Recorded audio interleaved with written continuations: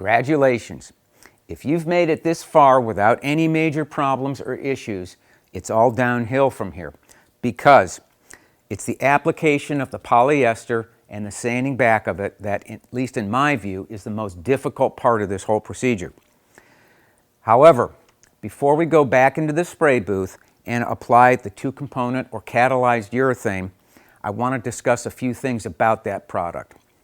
Number one, I want to talk a little bit about safety in using it. Number two, I want to talk about what it is and how it's different from lacquer. So, to discuss that second part, let's go into the spray booth, to the blackboard, and let me draw you a picture of what we're talking about.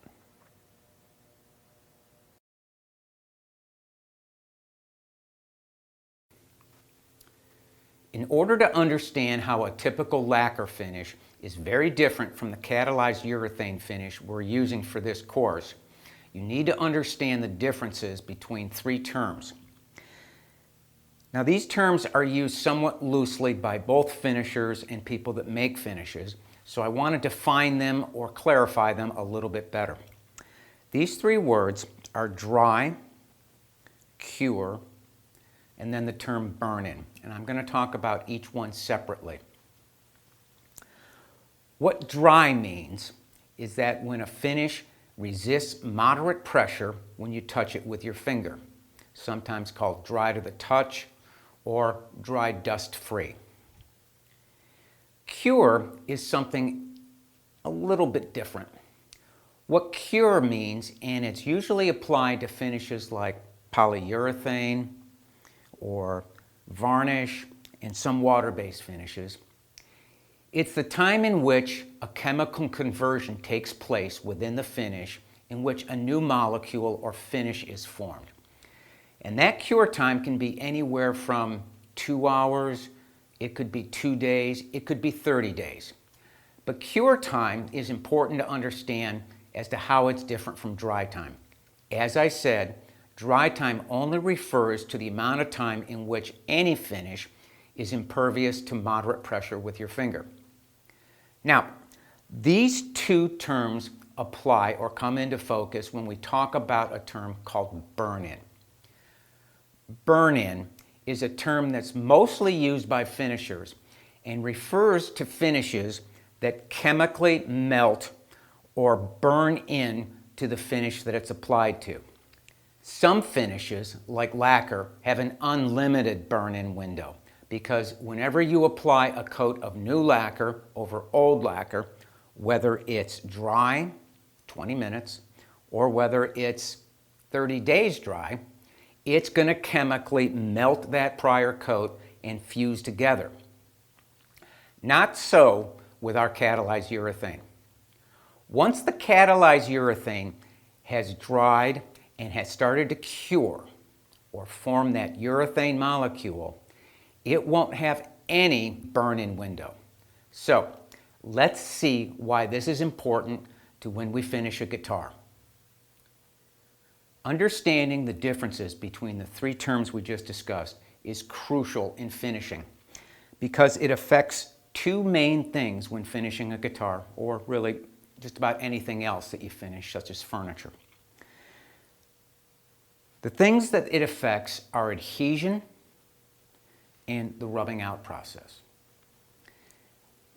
In terms of adhesion, if you apply a finish over another finish when that prior coat is just dry, say 30 minutes or an hour like we do with lacquer, you usually don't have to sand because that new finish will bond easily to the finish below it. In the case of finishes that cure or undergo a chemical reaction and form a new finish, like catalyzed polyurethane, if that finish or that first coat that you apply has completely cured, in other words, it's dried more than maybe 4 or 6 hours, you have to sand it to ensure good adhesion for the next coat. That's why you'll see in the ILVA instructions that if you wait after a certain amount of time, you must sand that prior finish. It also affects the way that we rub out a guitar. Because when we start the rubbing out process of sanding, then wet sanding, and then buffing, we're actually removing finish. In the case of catalyzed urethane, if one coat doesn't burn into that prior coat, there's going to be a layer or a line that's going to be visible when you buff and rub out the finish, and that's really important. Let me diagram this out for you so you understand it a little bit better. Here's your piece of wood. Now, we've applied a polyester base coat. We've sanded it smooth. Say we were to put nitrocellulose lacquer on top of that. We'd apply one coat of lacquer and then another coat of lacquer. Whether we wait 20 minutes for this coat to be reapplied or 20 days, that second coat is going to chemically and physically fuse to the coat underneath it. So you get complete what we call burn-in, and there's no boundary layer there. So that whether you apply 3 coats, 4 coats, 5, 6, 7, or 100 coats of lacquer, there's going to be no boundary layer between those layers of finish. And that's important when you rub out, because when you start rubbing out by wet sanding and buffing, you're removing finish. And if you have a finish that doesn't burn in, you could get to one of these boundary layers, and that's a visible line in the finish, and that's not a good thing. When we apply catalyzed urethane, or let me say when we're going to apply our catalyzed urethane, we're only going to wait 30 minutes to apply the second and third coats. The finish is dry, but it's not cured. In other words, it hasn't started its cross-linking.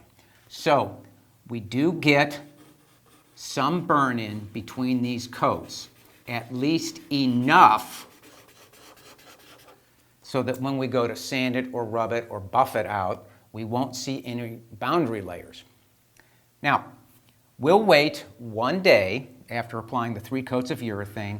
We'll sand this a little bit because remember, after you wait a certain amount of time with a catalyzed urethane finish, you have to sand it to ensure adhesion. We're then going to apply 3 more coats, 30 minutes apart, so that we don't have these boundary layers, so that when we go to start our final wet sanding and buffing process, we won't see any witness lines.